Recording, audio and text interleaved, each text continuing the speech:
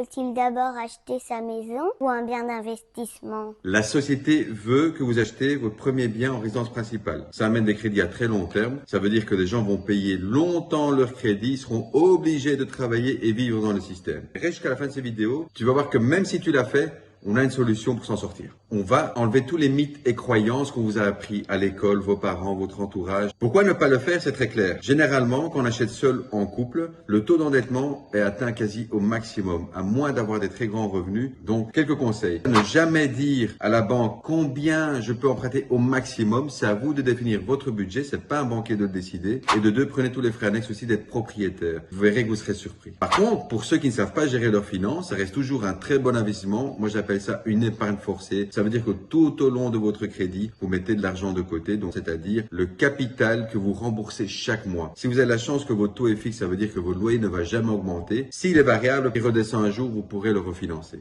Maintenant, si tu l'as fait, c'est pas grave. Le marché immobilier peut-être a augmenté. Est-ce que tu as amélioré ton bien? Tu l'as déjà payé depuis un petit temps. Ça veut dire que si tu fais une expertise aujourd'hui et ce qui te reste à payer, tu pourrais penser à emprunter le delta de cette somme, la différence, pour pouvoir réinvestir soit dans ton bien ou soit de nouveaux investissements immobiliers. N'hésitez pas à laisser un commentaire et à vous abonner. Et à bientôt!